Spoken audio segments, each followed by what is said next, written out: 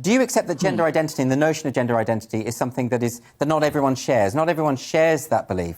And so by introducing ideas of new pronouns and multiple genders, you are, in a sense, bringing in a worldview that may just be specific to a minority of people.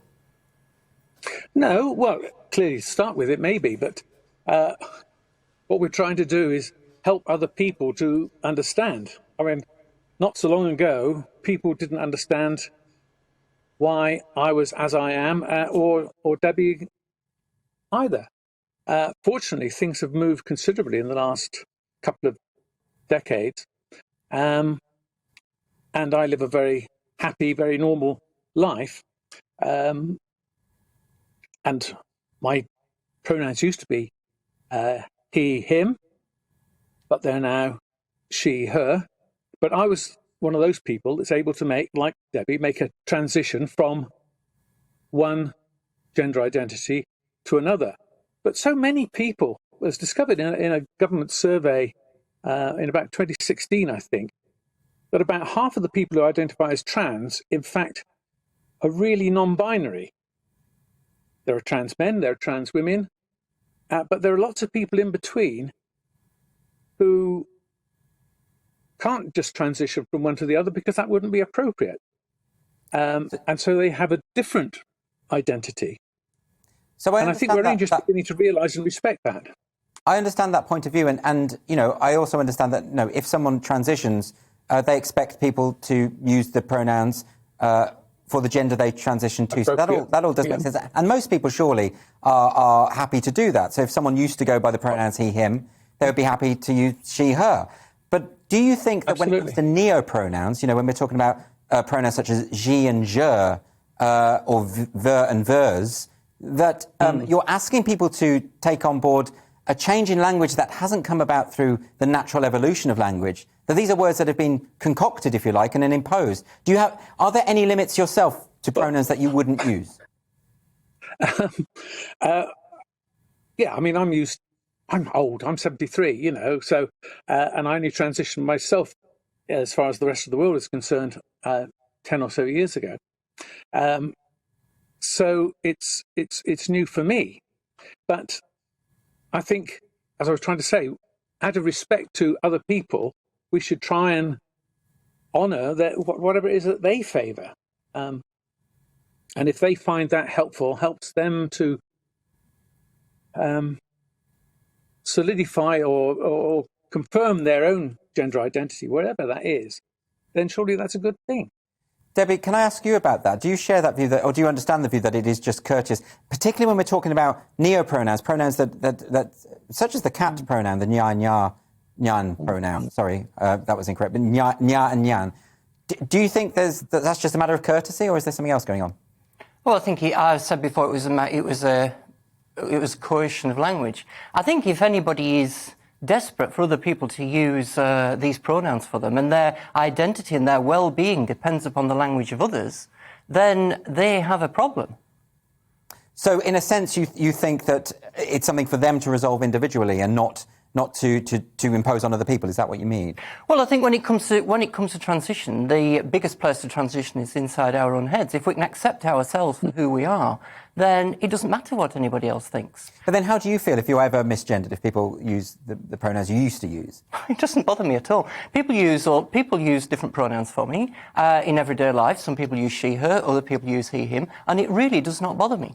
But that wouldn't be the case for everyone. I've seen people online who get very distressed when in fact, some even call the police if the pronouns are misused. What would you say to people of that kind? Well, they do, but they're in a position where their well-being and their mental health is dependent on the language of others. It doesn't seem to me to be a great place to be. Whereas if people can use whatever pronouns they like, and people do, people will use he, him pronouns for me. Sometimes it's political. Sometimes it's people in my family who've known me a long time, and I didn't see why we should need to change those things.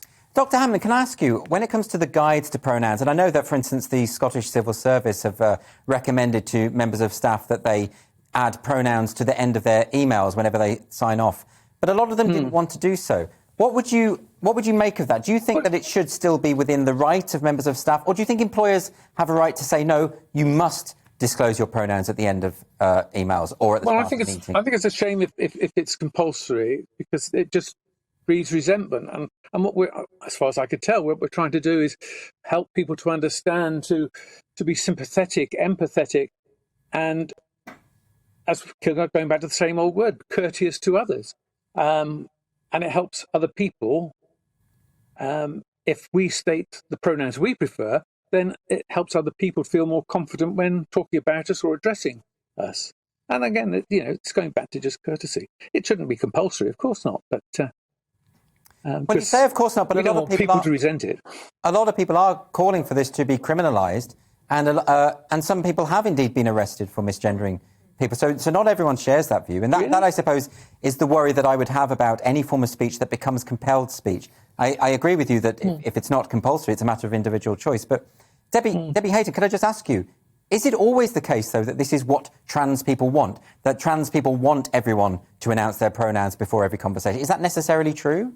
Well, Jane said that it's not compulsory, but if you're in a business meeting and you sat round a table and it goes round in a circle, my name is Fred Bloggs and my pronouns are he, him, my name is this, and it gets to you, I always refuse to give pronouns at that point, because had that happened 20 years ago, when I was sat there before I transitioned, what do I do at that point? Do I out myself there on the spot and say, actually, I prefer she, her pronouns, or do I grimace and say, my name is, and my pronouns are he, him, and exacerbate the very pronouns which were distressing me at that time? I don't think anybody really thinks about people in that situation at all. Well, Debbie, I've also been in meetings where people have announced pronouns, and I can see how uncomfortable it's made a lot of people, but they just feel they have to go along with it. So, I mean, is that a risk too as well? Not that, no one so far is saying this is a compulsory thing that you have to do, but there is an element of coercion to this, that a lot of people who don't want to do it because they feel by declaring their pronouns they are subscribing to an ideology they don't support, and yet nonetheless they also feel that their career prospects, say, might be damaged if they don't play along. Well, it's peer pressure, isn't it, around that table, and people are desperate to fit in and to be kind to people. But I don't think this is kind. And I've been there myself as well. When it's come round, it gets to me, and I said, my name is Debbie Hayton, and I prefer not to share my pronouns, and on it goes, and it drops a bit like a lead balloon in the conversation, actually. But I think it's important. But I have a little bit of extra privilege there to be able to say no to that. Dr. Hamlin, just to come to you one more time. Yes, sorry, Dr. Hamlin, you wanted to come in. Well, they ask you. Sorry. No, please do carry on. You wanted to come in. Like on forms where they ask for your agenda, very usually they offer you a prefer not to say, and so I mean I would have thought that's quite reasonable. Yes, but do you accept, for instance, just to give you a personal anecdote, an actor friend of mine who said that whenever she goes to rehearsals now for a new production, it is now the norm within that theatrical industry for everyone to announce their pronouns, and she doesn't want to do it, but she also feels that if she doesn't, she won't be cast again. Doesn't that strike you as coercive? Well, it does, as you say it certainly does. And anything that makes people feel uncomfortable can't be right, can it? Because it doesn't need to be. You can invite people to say, use your, if you have preferred pronouns, please issue them, but to make it compulsory doesn't seem appropriate to me. So there is some consensus here about just in terms of whether it should be compelled or not, and I think everyone's in agreement that it shouldn't be. We have to just wrap this up. So, Debbie, if I can just come to you for your final word, do you have any final thoughts on this issue? I think we should move back to thinking about pronouns as descriptive terms and not defining terms. When people are defining themselves by pronouns, that's when we've ended up with a mess. Let's go back to describing what we see, for goodness sake.